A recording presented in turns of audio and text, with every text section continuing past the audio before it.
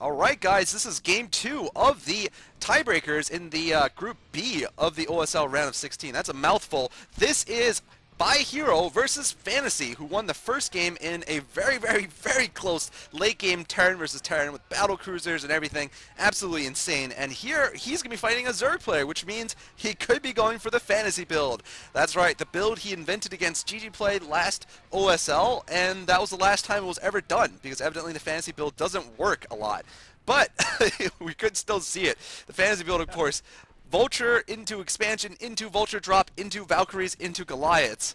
And it's a freaking weird and difficult to pull off build. But Fantasy did it, and he's getting his chance to do it again.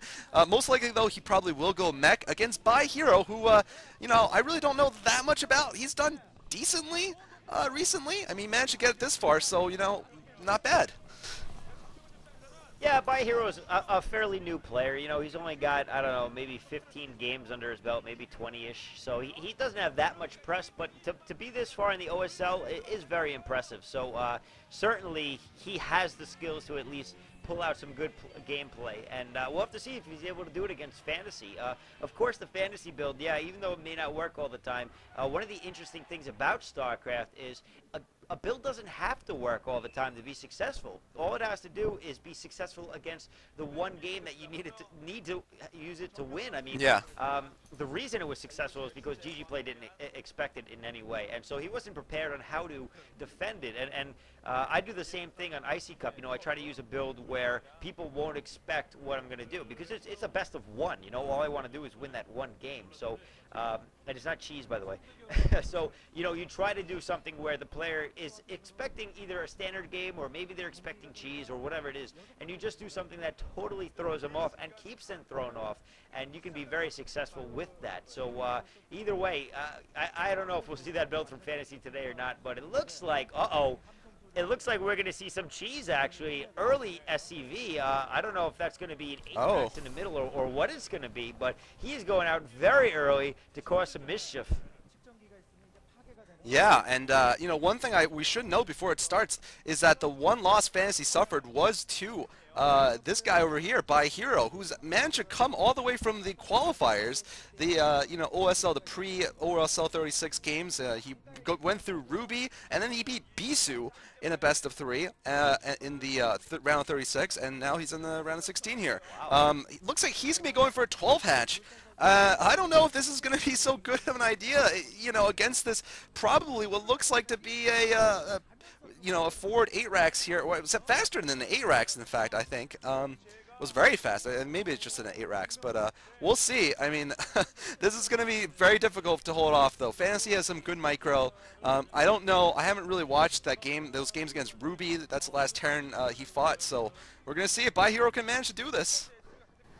Yeah, and I gotta say, as much as people hate cheese, I love it. I love seeing it. I love the fact that what's he doing? Players often. No. Wait a second. There is nothing. He went gas before. Oh. He's going for some sort of probably quick tech build, and there's no way he's going to be able to defend this. I mean, with pure epic fail. It looks like. You know, and I thought he was going to scout it, too, because he had an Overlord right there. And, we're going to see the bunker going down now, so we're going to see drones getting pulled off the line. Your sporting pool has just gone down now, but the question is it too little, too late already? I don't know. A couple of SCVs there ready to continue to build that bunker if necessary. Those drones are going to fight off the building SCV, at least for the time being, until more reinforcements come. Fantasy now with 2 Marines. He can do a lot of damage, along with the 3 SCVs that are in the mix. And, nice little drone attack right there. He managed to get one of the Marines down. No drones down quite yet. He gets the second one down. No, the second one's down. 2 drones. 3 drones are down. A second Marine is about to make its way over there. It looks like we're going to see a bunker finish very shortly, but he may not even have to as he continues to take those drones out. And oh, man, by.Hero is in a ton of trouble. Well, I got to say, this is some pretty decent micro. No. Had he had his spawning pool at a normal time, he'd be okay right now. But he went for the weird friggin' build with the... Oh, no. And now I think this is going to be too late here for by.Hero. He did okay for a while is what I was trying to say. He did all right, actually, with his drone attack there. You know, I mean, it's just... It's just too bad that he went for a extractor before. He was just so confident that Fantasy would not be going for this. He was thinking Fantasy's going to go mech, or he's going to go standard, whatever. This is Return of the King. It's a very good map to play a standard game on, so I'm just going to go for a 12 hatch, and then I'm not even going to get my pool. I'm just going to get early gas, so I can do some kind of tech build. And that failed. And it looks like, to me at least, if this counter doesn't work, that Fantasy is going to be moving on. And I don't think this counter is going to work. No, I don't either. I think that all Fantasy has to do is put a bunker down and rally one Marine back. He obviously saw the counter coming, so he knows that as long as he can beat out Lings. And what the hell are those Lings doing? They're going all the way around. I don't know if they're looking for the proxy barracks or what. They don't know where it is. They don't know where the base is. Oh, he doesn't know where the base is. I thought he saw him with the Overlord. He had an Overlord outside of his base. I totally thought he knew where it was, but maybe he didn't really spot it. Maybe he was not paying attention. And now Fantasy, he's got his wall set up with SCVs, and there's no way by.Hero can come back from this. I mean, at this point, Fantasy has just succeeded 100% with this cheese. And, you know, by.Hero's scrambling in order to try to pull something off. He's got a lot of Lings at his base, but really, I don't think there's any way he's going to be able to break 2 bunkers worth of Marines and get back into Fantasy's base and win this. Oh, yeah. GG coming from by.Hero. So this means Fantasy moves on. And that's just very impressive, I got to say.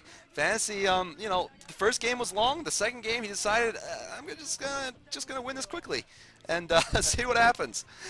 Because, you know, obviously he probably didn't feel he really wanted to bother with a long game. I don't know. But we're going to be seeing, it's actually, is it over or, no. It's not over. Never mind. I was thinking about the first group we did. There's still another game. Yeah, that's right. Lida's going to be facing by.Hero next.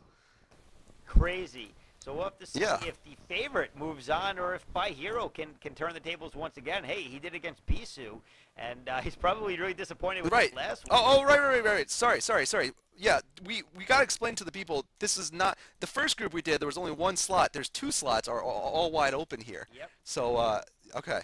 I got confused. It was a triple tie with no one moving on originally versus the one person moving on and a triple tie in the lower 3 people who didn't move on in the last group. So let's just go right to it. Let's see who the second person to move on to the round of 8 is going to be from the Group B tiebreakers. See you guys there.